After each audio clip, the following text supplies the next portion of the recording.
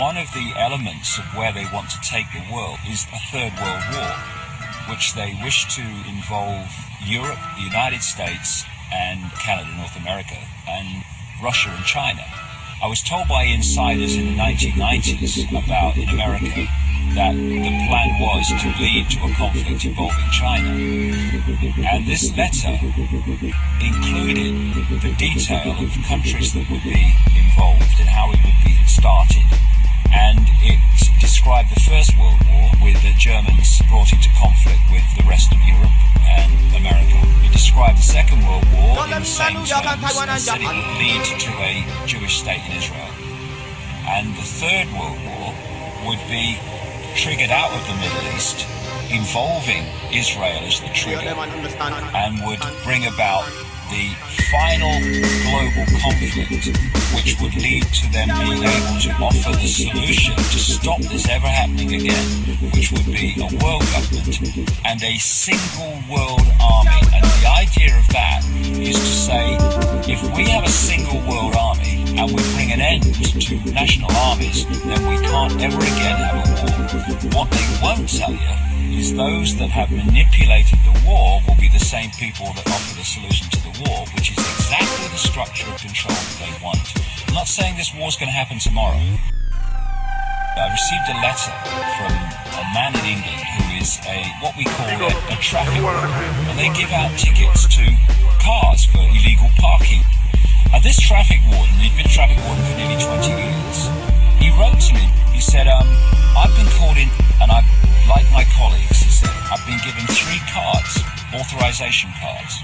He said one of the cards is to give me authorization to be a traffic warden, but the second card was what they call in Britain a pace card, and that carries the words that policemen have to say by law when they're arresting somebody. And the third card was the authorization of this man and his colleagues, traffic wardens, to go into private property without permission. So this man, who's a nice guy, he said to his boss, why do I need the statement you make to arrest people if you're a policeman? And why do I need an authorization to go into private property? And his boss said, look, I've been told to give them out, take them home, leave them until further notice. A few days later, him and a few other traffic wardens are outside the police station in this town. And a policeman came out that this traffic warden had known a long time. And the policeman came over and made all these friends aside and said, I want to talk to you. And he said to him 4 or 5 times in this conversation, you must not breathe a word about this. He said, I've got the job in this county, and there's someone like me in every other county of the United Kingdom, a policeman, whose job it is to organise in preparation for a coming war. He said, we're preparing for this war well in advance. And he said, what's expected by the government is that when this war starts, there will be massive civil unrest on the streets of Britain and protest. He said, so what's happening is that when that war starts and the protests start, the civil unrest is expected, the military and ourselves, police officers, will be focusing on dealing with the civil unrest. And you, traffic wardens, private security guards and companies, closed-circuit television operators, and all these kind of people will be brought forward to do the jobs that currently police officers do while we're dealing with the civil unrest. Well, he sent me the cards and I saw them to confirm their existence. A few days after he contacted me, the British government announced that they were going to redesignate and rename traffic wardens civil enforcement officers, and they were going to give them powers, some of the powers currently the police have.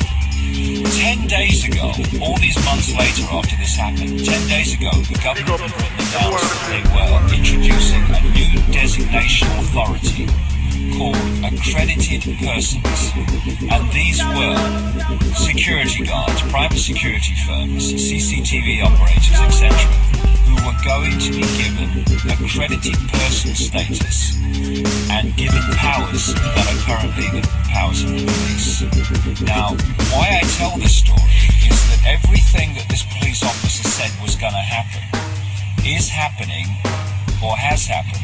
The only thing that remains is the war. And that fits with all these other different pieces of information that suggests that a major conflict is being orchestrated, which is designed to change the face of society. Because there's nothing that changes society faster than a war. And this has been going on way back. And they want this Third World War to change the face of global society to the point where they can introduce this centralized global structure. And as they used to say it in the 1960s with the Vietnam War, what would happen if we had a war and no one turned up? There'd be no war. What these people do is they declare wars and they get the rest of us to fight them. What we must do is stop fighting them and stop falling for this scam. Because if we do, if we go into this Third World War, then, goodbye freedom.